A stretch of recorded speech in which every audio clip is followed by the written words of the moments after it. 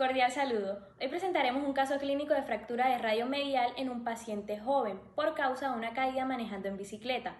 Paciente masculino identificado como Samuel Rangel, de 25 años de edad. Procede de la ciudad de Barranquilla, estudiante con estado civil soltero. Motivo de consulta: paciente acude por dolor intenso, edema y deformidad tras caída de bicicleta. Enfermedad actual: paciente masculino de 25 años consulta por cuadro clínico de 4 horas de evolución posterior a caída en bicicleta con impacto sobre brazo derecho en extensión, lo que ocasiona inicio inmediato de hematoma. A la hora postrauma, el paciente presenta inicio de limitación funcional acompañado de dolor agudo intenso en una escala visual análoga de 1 a 10, 8, y edema leve. A las 2 horas se observa progresión inflamatoria, aumento del edema, exacerbación del dolor a la movilización. A las 3 horas, el paciente nota el agravamiento de los síntomas, decide aplicar hielo en casa para el dolor y la inflamación sin mejoría significativa, y refiere sensación de crujido interno al intentar mover el brazo. A las 4 horas, el paciente decide consultar por persistencia del dolor intenso, edema progresivo y sensación de crepitación en la zona afectada. El paciente refiere una intervención quirúrgica por apendicitis a los 10 años sin antecedentes familiares relevantes. En el examen físico presenta signos vitales normales: edema en antebrazo derecho, a la palpación, dolor 8 de 10 en escala EVA, crepitación ósea. Hay restricción completa de movilidad y, con respecto a lo neurovascular, pulso radial y cubital presente, sensibilidad en dedos conservada, prueba de Allen negativa, o sea, perfusión palpar intacta. En esta línea de tiempo se muestra la evolución del paciente desde el momento de la lesión. Inicialmente sufre una caída sobre la mano extendida, lo que marca el inicio del hematoma. Una hora después aparece la limitación funcional con un dolor agudo de 8 sobre 10 y edema leve. A las 2 horas comienza la respuesta inflamatoria aguda. Se infiltran neutrófilos, progresa el edema y el dolor con el movimiento. En la tercera hora hay un agravamiento de los síntomas. El paciente aplica hielo en casa, pero nota una sensación de crujido. Finalmente, a las 4 horas, el paciente decide consultar por dolor intenso, edema y crujido, lo cual marca el inicio de la atención médica. Soy Gabriela Torres y explicaré la lesión inicial. Nuestro paciente llega con ruptura de radio medial como consecuencia del traumatismo, daño al hueso y tejidos adyacentes. Se rompen los vasos intraóseos y del tejido blando, se forma un hematoma fracturario. La fractura del radio causa rotura de células y matriz extracelular. Esto libera DAMPs, moléculas de daño celular. Los DAMPs son reconocidos por células centinelas, como los macrófagos, las células dendríticas y los mastocitos. Estas activan sus receptores y liberan citocinas proinflamatorias, factores de necrosis tumoral, interleucina 1, interleucina 6. Inducen proteínas de fase aguda. Estas moléculas preparan al tejido para la llegada de leucocitos y el inicio de la respuesta inflamatoria completa. Hola, yo soy José García y para seguir con este proceso inflamatorio voy a explicarles los cambios vasculares que suceden en este. Primeramente vemos un vaso sanguíneo normal, donde circulan neutrófilos, proteínas plasmáticas y otras moléculas sin salida al tejido. El primer cambio vascular que se da es la vasoconstricción. Esta es la primera respuesta. Esta es breve y en el cual el vaso sanguíneo se estrecha para proteger el área lesionada. Este dura aproximadamente unos segundos. Después de este sigue la vasodilatación. El vaso se dilata por acción de la histamina y el óxido nítrico, el cual aumenta el flujo sanguíneo y genera calor y eritema. También es importante recalcar el aumento de la permeabilidad, ya que las uniones del endotelio se aflojan antes estando muy unidas, permitiendo así la salida de líquidos, proteínas y células al tejido. Esto causa edema y esto es importante para el reclutamiento que veremos posteriormente. Soy Alberto y siguiendo con el proceso inflamatorio en la activación endotelial y el reclutamiento, como vimos anteriormente, todo comienza con una lesión que activa los macrófagos residentes en el tejido. Estos liberan citoquinas y quimiosinas que activan el endotelio vascular. Se inicia con el rodamiento.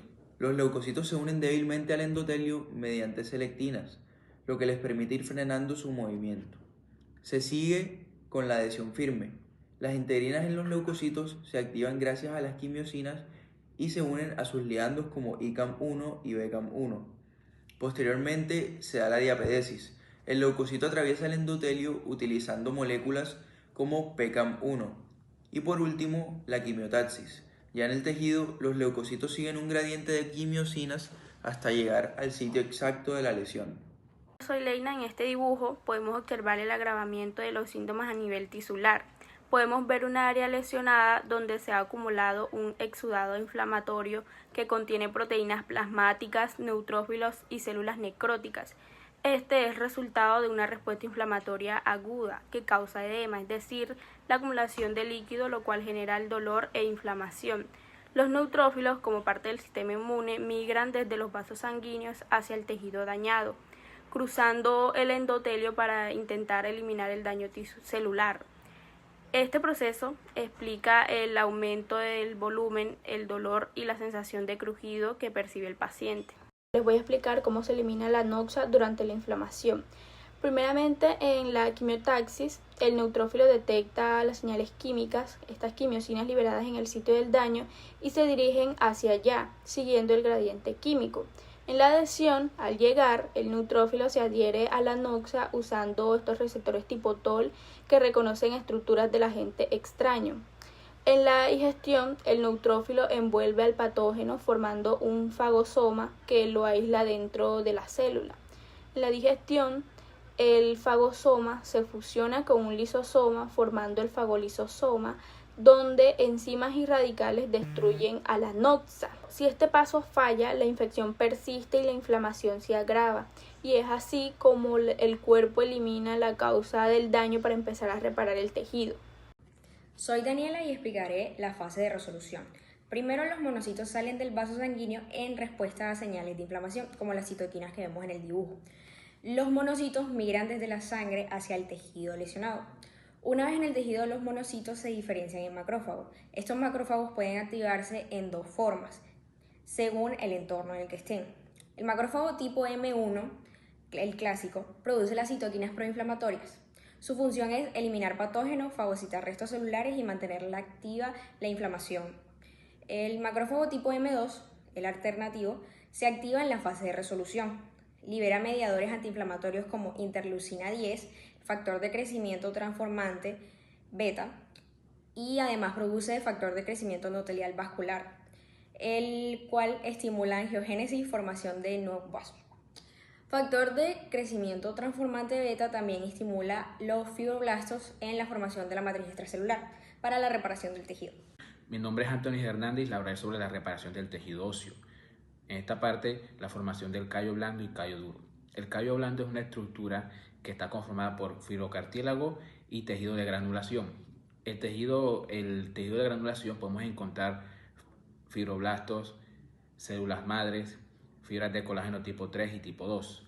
El fibrocartílago es lo más externo y es producido por los condroblastos. Estas células vierten su matriz, formando el fibroblasto, el fibrocartílago. Vamos a encontrar también el callo duro o la formación del callo duro. Este se forma cuando las células del hueso, los osteoblastos, empiezan a verter su matriz, al igual que lo hicieron los condroblastos. Esto va a formar una estructura llamada callo óseo, que va a reemplazar el fibrocartílago. Este callo óseo tiene mayor rigidez y le aporta más sostén o más estructura al hueso, evitando una ruptura prematura. Y a su vez, el tejido de granulación cada vez se va haciendo más pequeño. Con el pasar de los meses va a empezar un proceso de remodelación, donde las mismas células del hueso van a remodelar este tejido, dándonos nuevamente la funcionalidad del hueso.